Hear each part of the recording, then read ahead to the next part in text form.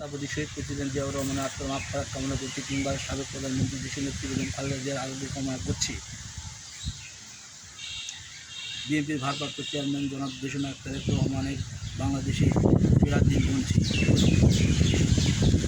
৬৮,০০০ গ্রাম বাংলার তৃণমূল থেকে কেন্দ্র পর্যায়ে সকল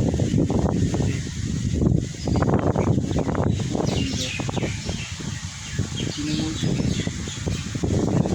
জেলা পর্যায় থেকে কেন্দ্র থেকে চারা যেখান থেকে আমার তারেক রহমানের শেষ গ্রান্তের শেষ কর্মী বক্তব্যটি শুনছেন,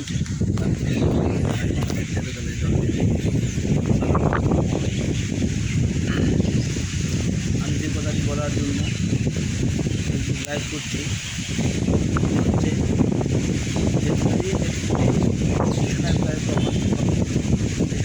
রহমান যা বলছে তাই করে নেতা বলছে জনগণের মাঝে গিয়ে নিজেকে প্রমাণ করা, কিন্তু আমরা জনগণের মাঝে গিয়ে নিজেকে প্রমাণ না করে আমরা কী করছি দেখছি।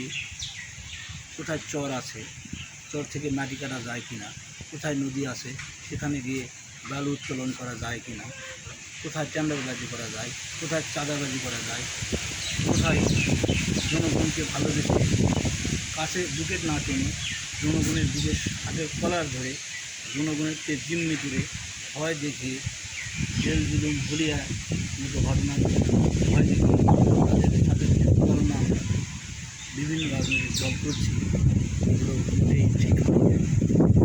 জিয়াউর রহমানের আদর্শের দিকে যদি তাকাই, জিয়াউর রহমানের আদর্শে কী? জিয়াউর রহমান একজন রাষ্ট্রপতি থাকা সত্ত্বেও মুর্শিদের নাকি কেটেছেন, যুব সমাজকে নিয়ে রাস্তাঘাট নির্মাণ করেছেন। তিনি এমন একটি আইডল ছিলেন, তার অনুসরণ করতে বাংলাদেশি জাতীয় আদর্শের দেশনেত্রী বেগম খালেদা জিয়া, যিনি 1986 সাল থেকে 90 সালে স্বৈরাচার এরশাদের বিরুদ্ধে যেভাবে আন্দোলন করে দেশের ব্যবস্থা করে একাধিক স্বাধীনতা দেশের জাতিকে একতা হয়ে অবৈধ স্বৈরাচার এরশাদের পতনের মধ্যে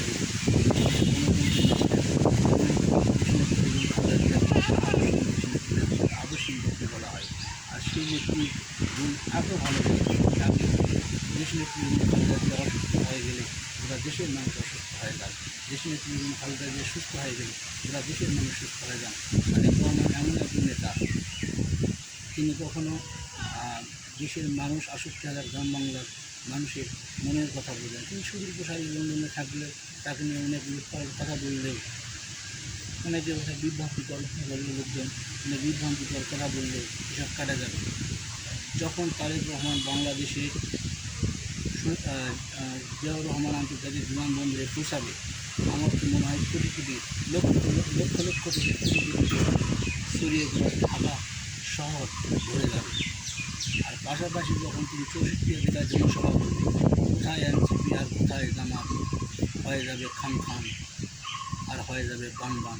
কোনো ন্যায্যতা সত্যতা দল বিদার মধ্যে দিয়ে জনগণ তার আসল মানুষকে খুঁজে নেবে। আর সেই মানুষ হচ্ছে তারুণ্যের অহংকার তারেক রহমান, যার প্রতীক হচ্ছে ধানের শীষ। আর সবাই তাকে ধানের শীষের ভোট দিবে। তৃণমূল থেকে কেন্দ্র পর্যন্ত আমার মনে হয় ঠান্ডা